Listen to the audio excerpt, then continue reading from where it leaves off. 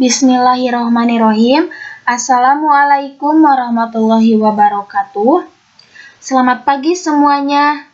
Baik, terlebih dahulu saya akan memperkenalkan diri. Nama saya Encin Mulyani dari Prodi PGSD kelas 2A dengan NIM 20210621 untuk memenuhi salah satu tugas UTS media pembelajaran di SD dengan kompetensi dasar 3.8. Judul materi menganalisis siklus air dan dampaknya pada peristiwa di bumi serta kelangsungan hidup. Penjelasan materi, siklus air merupakan sirkulasi perputaran air secara terus-menerus dari bumi ke atmosfer, lalu kembali ke bumi. Siklus air ini terjadi melalui proses penguapan, pengendapan, dan pengembunan. Pada pembelajaran ini, saya akan membahas tentang siklus air. Siklus air menurut para ahli. Yang pertama yaitu Suyono. Menurut Suyono 2006, adalah air yang menguap ke udara dari permukaan tanah dan laut, berubah menjadi awan sesudah melalui beberapa proses dan kemudian jatuh sebagian hujan atau salju ke permukaan laut atau daratan. Yang kedua yaitu menurut Sumarto. Menurut Sumarto, tahun 1987 adalah gerakan air laut ke udara yang kemudian jatuh ke permukaan tanah, lagi sebagian tanah hujan atau bentuk presipitasi lain, dan akhirnya mengalir ke laut kembali. Pemanasan air samudra oleh sinar matahari merupakan kunci proses siklus hidrologi tersebut dapat berjalan secara kontinu.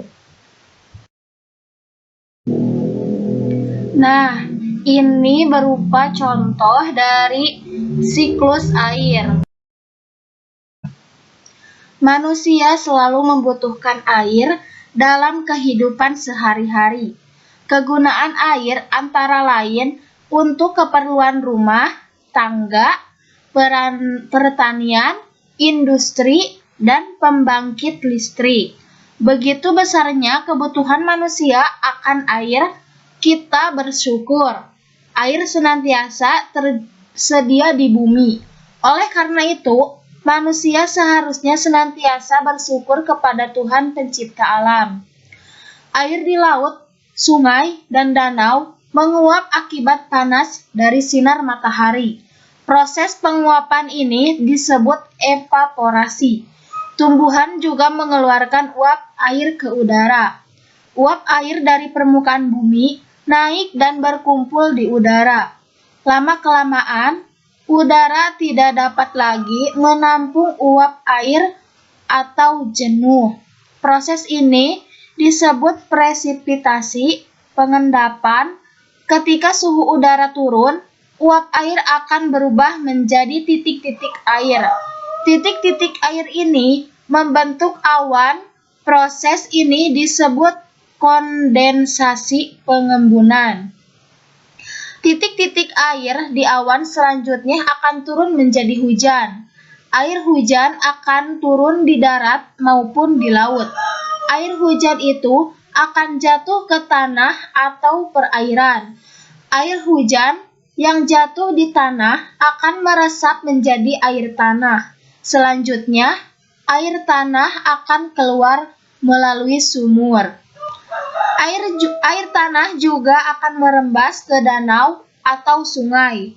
Air hujan yang jatuh ke perairan, misalnya sungai atau danau, akan menambah jumlah air tempat tersebut.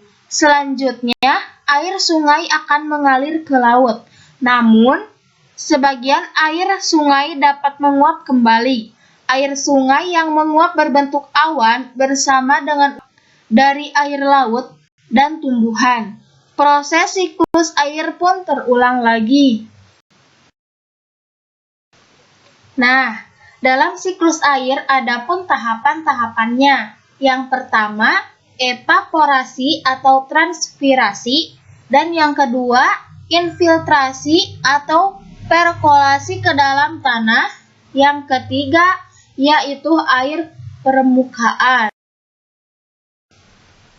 Selain tahapan-tahapan siklus air, ada pun jenis-jenisnya. Yang pertama, siklus pendek. Siklus pendek adalah air laut melalui proses kondensasi berubah menjadi butir-butir air yang halus atau awan.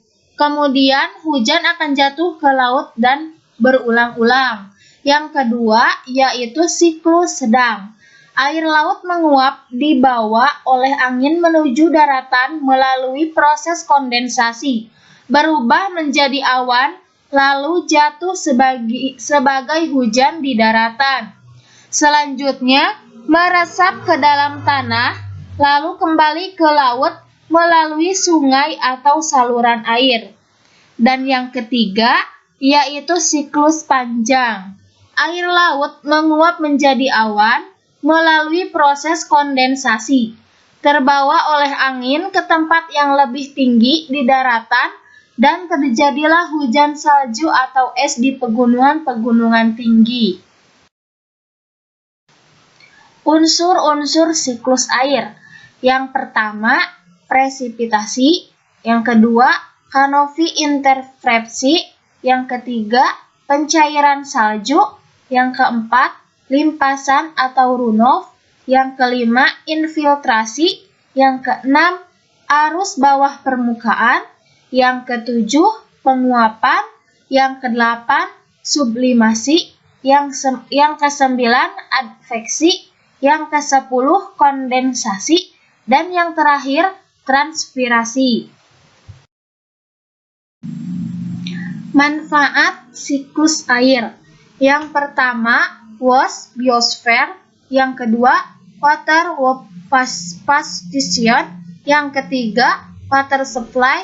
Yang keempat, resource life.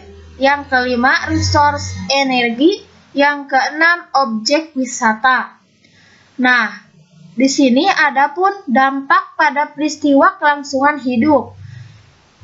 Yang pertama, dampak pembangunan. Dampak pembangunan ada dua, yaitu dampak positif dan dampak negatif. Yang kedua, dampak penurunan kualitas lingkungan. Di sini terdiri dari 4, yaitu yang pertama mutasi, yang kedua dampak rumah kaca, yang ketiga hujan, dan yang keempat yaitu pencemaran air. Alhamdulillah, oke, terima kasih kepada semuanya. Mohon maaf apabila dalam pembahasan materi mengenai siklus air banyak keliru atau salah dalam pengucapan. Wassalamualaikum warahmatullahi wabarakatuh.